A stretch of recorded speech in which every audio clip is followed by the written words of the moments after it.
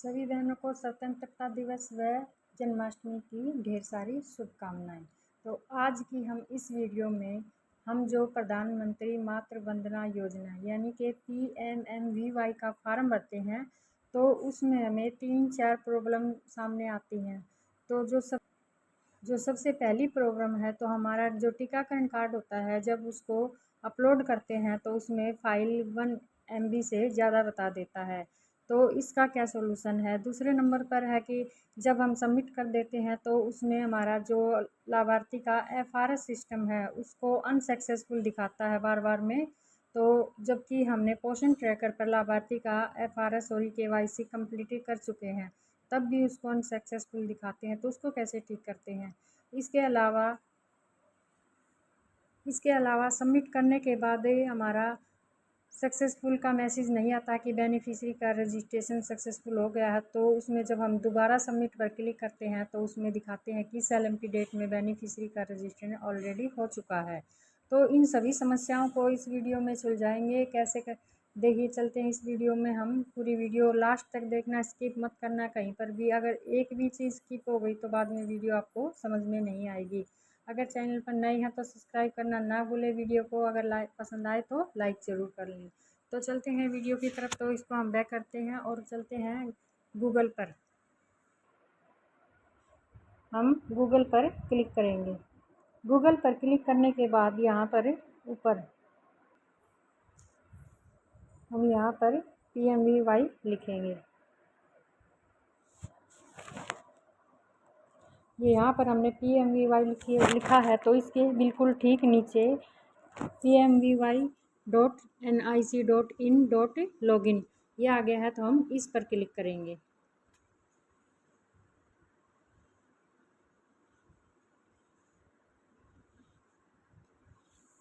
इस पर क्लिक करने के बाद ये जो हमारा पहला ऑप्शन है इसको ही टच करेंगे।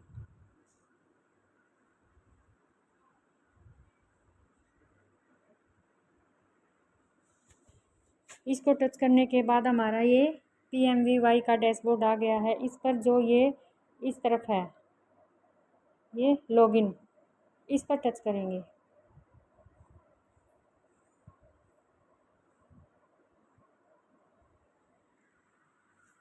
अब हम इसमें अपनी पासवर्ड ID भरेंगे और फिर हम कैप्चर भरेंगे, फिर लॉगिन करेंगे। तो चलिए पासवर्ड ID हम इसमें डाल देते हैं। हमने पासवर्ड ID हमारी डाल दी है। अब हम और लॉगिन कर दिया। अब हम वेरीफाई करेंगे जो नंबर हमारे मोबाइल नंबर जो हमारा दर्ज है, जिस नंबर से हमारी ID है उसी पर हमारा एक OTP आएगा। तो चलिए वेरीफाई करते हैं।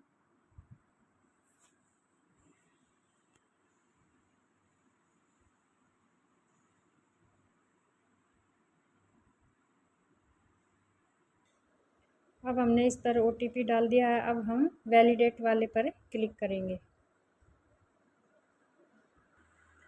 ये हमारा PMVY का डैशबोर्ड खुल चुका है। यहाँ से हम सभी फार्म PMY के भर सकते हैं और यहाँ से हम चेक भी कर सकते हैं अपनी बेनिफिशियरी की लिस्ट, उसके पैसे कब आए हैं, किस डेट को आए हैं, कौन से अकाउंट में आए हैं। तो सारी चीज़ यहीं से ही देखी जाती है। तो इसके लिए आप ये जो 3 डॉट पर क्लिक करेंगे, ये 3 डॉट है इस पर।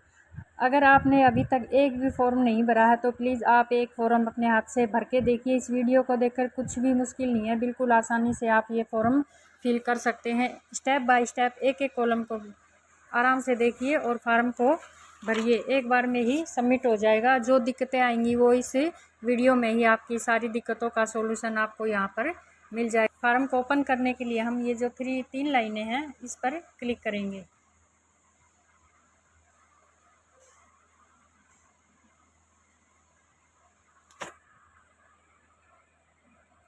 अब हम जो सबसे पहला ऑप्शन है डेटा एंट्री, इस पर क्लिक करेंगे।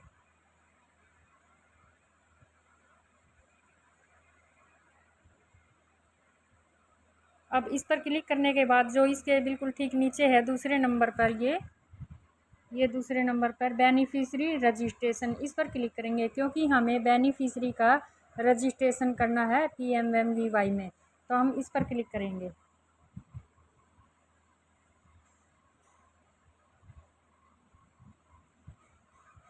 अब ये हमारा PMY का फॉर्म खुल चुका है। इसमें हम सारी डिटेल भरेंगे। इसके लिए हमें सबसे पहले हमारे पास एक तो जो हमारी गर्भवती होती है उसका आधार कार्ड होना चाहिए। दूसरे नंबर पर जो उसका फ़ोन नंबर होता है जो आधार कार्ड से लिंक है वो नंबर हमारे पास होना चाहिए। उसके बाद तीसरे नंबर पर फैमिली आईडी हमारे पास होनी चाहिए। और चौथे नंबर पर उसका जो टीकाकरण कार्ड होता है MCP कार्ड, उसमें बच्चे के पेंटा थर्ड तक टीके लगे हुए होते हैं। और फर्स्ट पेज पर जो गर्भवती की पूरी डिटेल ऐड होती है वो वाला पेज। तो टीकाकरण का पूरा कार्ड हमारे हाथ में होना चाहिए। इसके अलावा बच्चे का जो जन्म प्रमाण पत्र होता है वो हमारे पास होना चाहिए। जिस बच्चे का हम फार्म भर रहे हैं तो वो हमारे पास होना चाहिए। तो चलिए फार्म को भरना स्टार्ट करते हैं। तो इसमें सबसे पहला ही कॉलम है, क्या लाभार्थी केंद्र सरकार, राज्य सरकार या PSU का कर्मचारी है। तो इस पर नहीं पर क्लिक होगा, क्योंकि सरकारी कर्मचारी अगर कोई गर्भवती बेनिफिशियरी हमारी है तो फार्म उसका हम अप्लाई नहीं कर सकते हैं। दूसरे नंबर पर है आवेदन के लिए पहला बच्चा है या दूसरी बालिका है। तो हम PMVY का फार्म या तो पहले बच्चे पर भरते हैं या फिर दूसरी लड़की होने पर ही भरते हैं। सिर्फ दूसरी लड़की होने पर, पहले उसका चाहे लड़का हो या लड़की कुछ भी हो, दूसरे नंबर पर लड़की होगी तभी हम उसका PMY का फार्म भरेंगे। अगर दूसरे नंबर पर उसका लड़का होता है तो उसके लिए अलग से MMSY का फार्म भरा जाता है। स्कीम का लाभ तो मिलता है लेकिन PMY के तहत नहीं, MMSY के तहत मिलेगा। अगर लड़का होगा तो, लड़की होती है दूसरे नंबर पर तभी हम PMY का फार्म भरते हैं। तो ये दूसरे कॉलम में हम दूसरी लड़की का फार्म भर रहे हैं तो हम इस दूसरे वाले पर क्लिक करेंगे। तो हम दूसरे पर क्लिक कर देते हैं। अब ये नंबर ऑफ लिविंग चाइल्ड,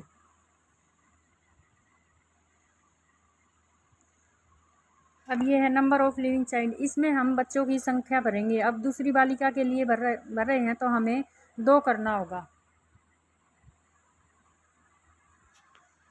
तो इसमें हम 2 की संख्या भर देते हैं। अब इसके नीचे है कि क्या लाभार्थी के पास आधार कार्ड है। तो हम इसमें इस बॉक्स में टिक करेंगे तो ये यस हो जाएगा हमारा। यहाँ पर यस कर दिया है। अब आगे चलते हैं, हम इसको ऊपर स्क्रॉल करते हैं तो यहाँ पर अब हम बेनिफिशियरी का नाम भरेंगे। इस कॉलम में बेनिफिशियरी का नाम और इसमें हम आधार नंबर इसका डालेंगे। तो चलिए इसमें नाम और हम आधार नंबर इसका डाल देते हैं।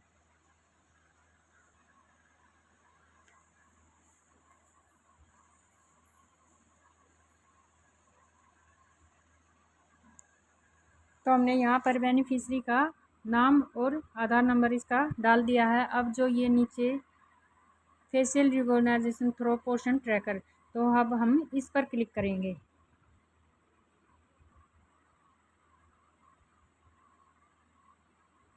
इस पर क्लिक करने के बाद do not press any bottom, तो हमें इस पर अब हमारा please enter the Aadhaar detail name and Aadhaar number then click on the facial recognition through Poshan tracker bottom. ये बोल रहा है कि आधार नंबर और नाम भरने के बाद ही facial recognition through Poshan tracker पर क्लिक करना है। तो हमने ये दोनों चीज़ें भर रखी हैं ये, तो हमें इस पर ओके करना होगा। अब तो हम इसको ओके पर हम क्लिक कर देते हैं। बेनिफिशियरी की जन्म तिथि डालेंगे।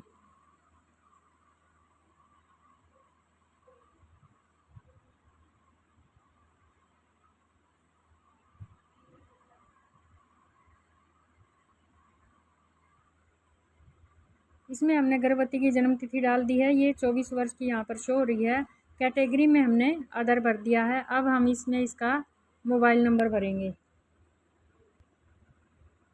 मोबाइल नंबर भरने के बाद ये हमसे पूछ रहा है कि ये मोबाइल नंबर किसका है, सेल्फ का है, हस्बैंड का है, मदर का, फादर का या फिर अन्य किसी सदस्य का है। तो हम इसमें हस्बैंड वाले पर क्लिक करेंगे।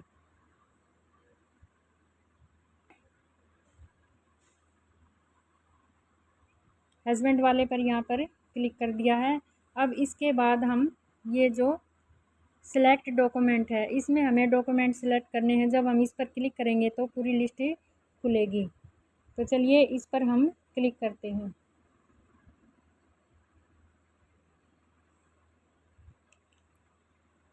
अब सेलेक्ट डॉक्यूमेंट पर क्लिक करने के बाद हमारे पास इतने सारे ऑप्शन खुल गए हैं। ये पहला है woman whose net family income is less than ₹8 lakh पर एन्युम। इसके बाद दूसरा है woman holding MNREGA job card. तीसरा है woman farmer who are beneficiaries under Kisan Samman निधि योजना। इसके बाद है वोमन होल्डिंग ई श्रम कार्ड, वोमन बेनिफिशरी अंडर प्रधानमंत्री Jan Arogya Yojana PMJY under Ayushman Bharat, women holder of BPL ration card. तो इसमें से आप कोई भी डॉक्यूमेंट सेलेक्ट कर सकते हैं, लेकिन सबसे अच्छा यही रहता है कि हम फैमिली आईडी को ही सेलेक्ट करें। ये जो सबसे पहला ऑप्शन हम इसको ही सिलेक्ट करते हैं।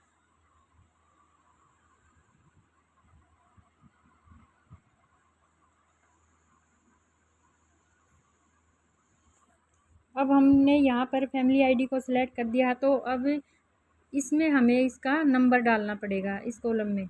तो इस पर क्लिक करेंगे तो यहाँ पर ये नंबर भरेंगे। इसमें हमने इसका जो फैमिली आईडी का नंबर था वो यहाँ पर फिल कर दिया है। अब इसके बाद फाइल अपलोड करें। अब हमें जो हमने फैमिली आईडी यहाँ पर सिलेक्ट की है और फैमिली आईडी का यहाँ पर नंबर भरा है, तो यहाँ पर हमें फैमिली आईडी की एक फ़ोटो अपलोड करनी होगी। उसका हमने पहले से ही फ़ोटो खींचकर स्क्रीनशॉट लेके रखा है, तो उसे हम सिलेक्ट करेंगे। चूज़ फाइल पर क्लिक करते ही हमारे पास एक तो ये पहला तो हमारे पास कैमरे का ऑप्शन खुला है, दूसरा हमें फ़ोटो एंड वीडियो का ये ऑप्शन खुला है।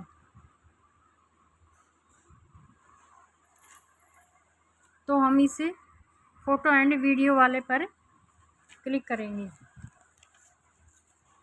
अब हम हमारी एल्बम में जाएंगे, एल्बम पर क्लिक करेंगे। एल्बम में जहां हमने फैमिली आईडी का फ़ोटो ले रखा है उस पर क्लिक करेंगे।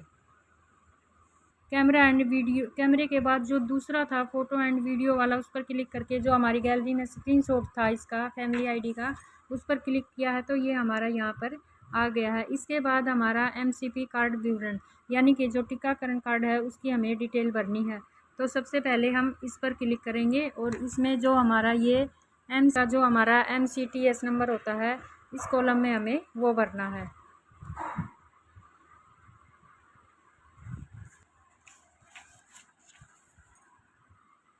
तो यहाँ पर हमने जो MCP कार्ड का 12 अक्षरों का जो नंबर होता है MCTS नंबर, वो यहाँ पर डाल दिया है। इसके बाद हमने इसका MCP कार्ड पंजीकरण तिथि की बेनिफिशरी का पंजीकरण कब हुआ है, फर्स्ट ANC जो होती है वो डाल दी है। अब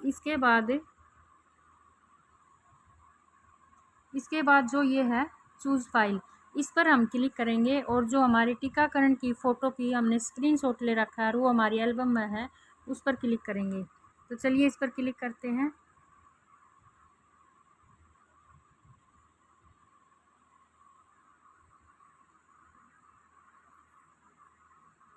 तो इसमें ये पहला हमारा कैमरा है और दूसरे नंबर पर ये फ़ोटो एंड वीडियो ये दिख रहा है, तो हम फ़ोटो एंड वीडियो वाले पर क्लिक करेंगे। इसके बाद जो हमारी यहाँ पर गैलरी है उस पर क्लिक करेंगे। तो यहाँ पर हम दोनों तरीके जान लेते हैं। पहली में हमने ये जो दूसरा फ़ोटो एंड वीडियो इस पर क्लिक किया था, अब हम कैमरे पर क्लिक करते हैं और इसकी फ़ोटो खींचते हैं और यहीं से स्क्रीनशॉट लेंगे।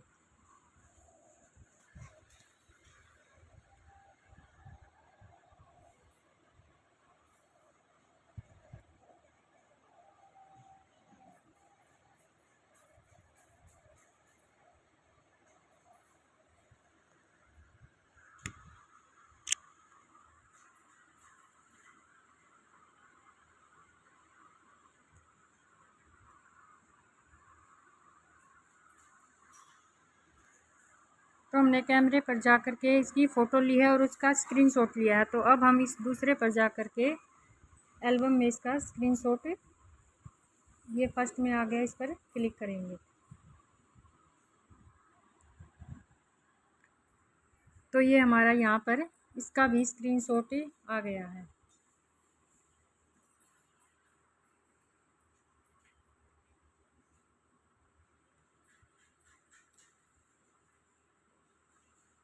तो यहाँ पर देखिए इसका भी स्क्रीनशॉट आ गया है। अब हम आगे बढ़ते हैं। इसके बाद जो ये कॉलम है इसमें हम अंतिम माहवारी यानी कि इसकी LMP की डेट यहाँ पर डालेंगे।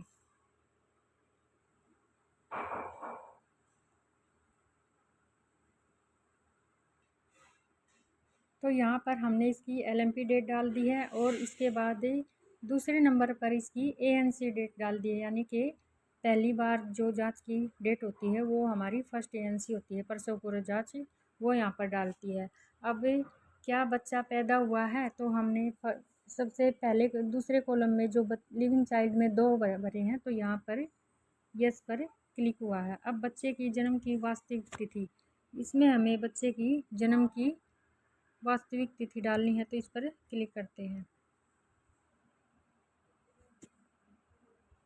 इसमें हमने बच्चे की जन्म तिथि डाल दी है। अब इसके बाद इस गर्भावस्था में पैदा हुए बच्चों की संख्या 2 हमने पहले डाल रखी है। बच्चे के जन्म के स्थान का प्रकार, तो हमें बच्चे के स्थान का प्रकार कैसे, प्राइवेट हॉस्पिटल में हुआ, सरकारी में तो सिलेक्ट इंस्टीट्यूट, इस पर हम क्लिक करेंगे।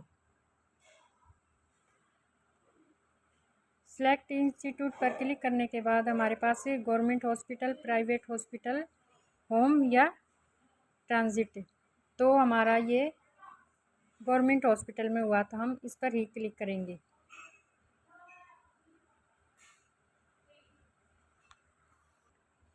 अब यहाँ पर हमने गवर्नमेंट हॉस्पिटल सेलेक्ट किया है तो उसका यहाँ पर नाम पूछ रहे हैं, संस्थान का नाम, तो इस पर हम क्लिक करेंगे। अब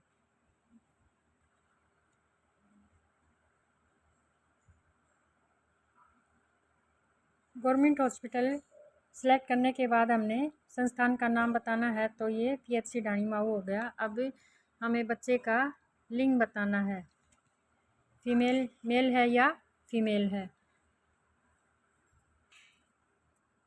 पहला बच्चा, तो हमने 2 बच्चों की संख्या भरी है तो इसमें हमें पहला बच्चा भी फीमेल करना है और दूसरा बच्चा भी दूसरी लड़की का भरा है तो दोनों लड़कियां हैं, दोनों लड़की।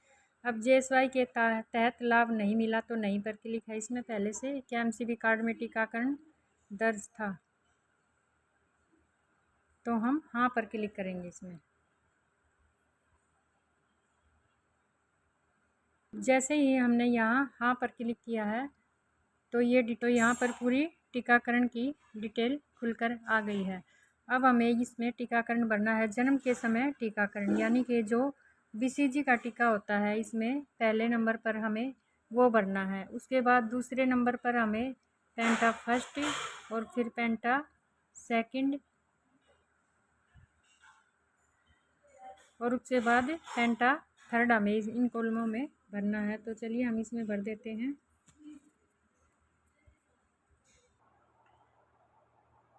अब हमने इसमें सारे टीकाकरण भर दिए हैं। पहले में ये BCG है, फिर पेंटा फर्स्ट है, पेंटा सेकंड है, पेंटा थर्ड है, सारे टीके भर दिए हैं। यहाँ पर सबसे ज़रूरी बात एक और कि ये जो छोटे बॉक्स हैं इन पर हमें सभी पर टिक करना है, वरना हमारा फार्म सबमिट नहीं होगा।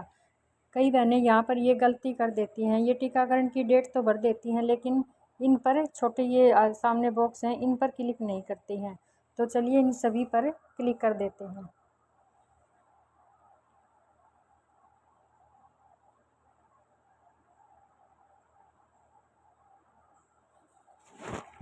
अब हमने सभी पर क्लिक कर दिया है। अब हम आगे बढ़ते हैं।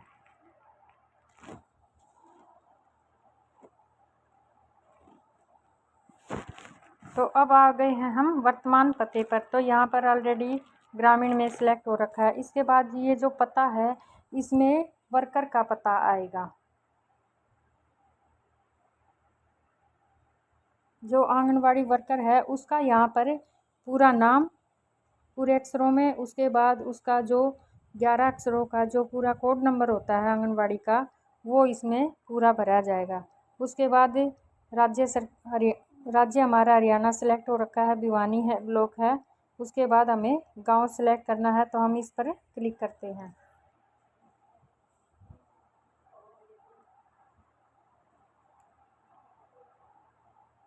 तो इस वाले पर हम सेलेक्ट विलेज पर क्लिक करेंगे।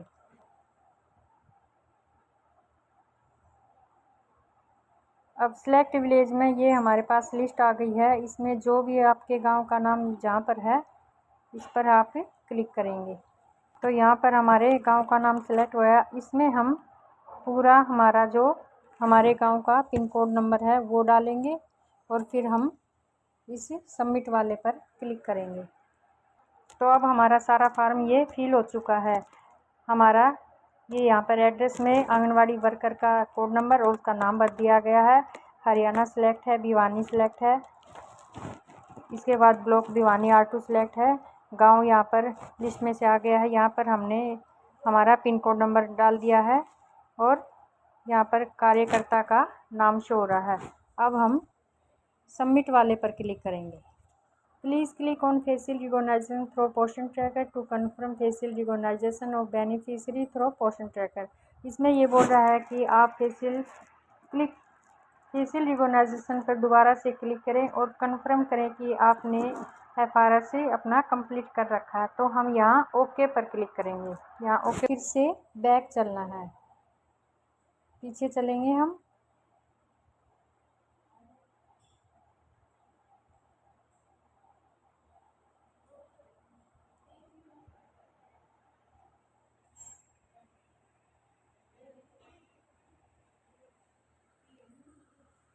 तो ये वाला है, ये हमारा जो बैक चल के हमारा हमने सबसे पहले फर्स्ट में सबसे पहले सिर्फ बेनिफिशियरी का नाम और आधार कार्ड भरने के बाद इस पर क्लिक किया था। तो हमें अब दोबारा से इस पर फिर से क्लिक किया है।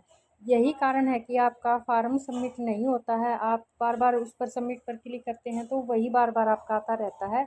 तो इस पर आप एक बार फिर से क्लिक कीजिए।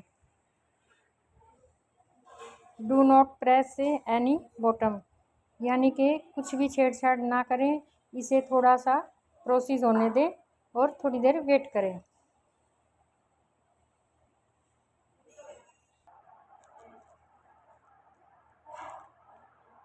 तो अब हमारा face recognition of beneficiary has been done successfully through Poshan tracker.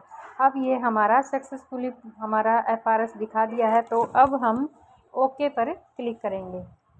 अब हम दोबारा से यहाँ पर सबमिट करेंगे।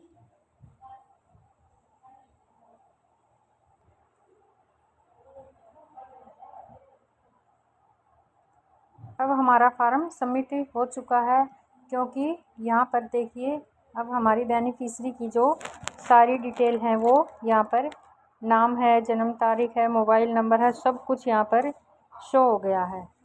तो हमारा बेनिफिशियरी का रजिस्ट्रेशन लाभार्थी पंजीकरण हो चुका है।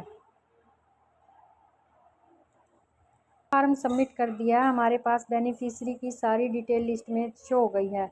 तो उसके बाद हमें दोबारा से एक बार हम जब नीचे आएंगे तो यहाँ एडिट और सबमिट वाला, जब तक ये 2 बार ऑप्शन नहीं आ जाता है तब तक आपका फॉर्म सबमिट नहीं होगा। तो अब हमें सबमिट वाले पर दोबारा क्लिक करना होगा। ये हमारा beneficiary is registered successfully okay. तो हमारा जो बेनिफिशियरी का रजिस्ट्रेशन है वो सक्सेसफुली हो गया है। अब इसे हम ओके कर देंगे। हमारा जैसे ही हमने उस पर ओके किया, हमारा बेनिफिशियरी का रजिस्ट्रेशन सक्सेसफुली हो गया है। उस पर ओके किया है तो हमारा ये दोबारा से पेज खुल गया, यूज़र ID पासवर्ड। ये हमें दोबारा से अब OTP भर के दोबारा दूसरा फार्म भरने के लिए अब हमें फिर से ये स्टार्ट करना पड़ेगा। तो आई होप कि आपको वीडियो पसंद आई होगी। सारी चीज़ें मैंने एक एक करके समझाई हैं, फ़ाइल अपलोड भी करके दिखाई है। दोबारा से सबमिट करने में ये जो 2-3 दिक्कत आती हैं, किस तरह से सबमिट करते हैं बार बार में फेशियल रिकॉग्निशन का ऑप्शन दोबारा से करना पड़ता हमें। उसके बाद सबमिट करने के बाद एडिट सबमिट वाला भी दोबारा आता है, तो उस पर भी हमें क्लिक करना पड़ता है, तब जाकर हमारा फार्म सबमिट होता है और बेनिफिशियरी की पूरी लिस्ट सबमिट होने के बाद शो होती है। उसके बाद ही एडिट सबमिट का ऑप्शन आता है, तब हमारा सक्सेसफुली रजिस्ट्रेशन दिखाता है। तो वीडियो कैसी लगी? वीडियो पूरी देखने के लिए आपका बहुत बहुत धन्यवाद। प्लीज़ जाते जाते सब्सक्राइब और लाइक ज़रूर करके जाएं। मिलते हैं अगली वीडियो में।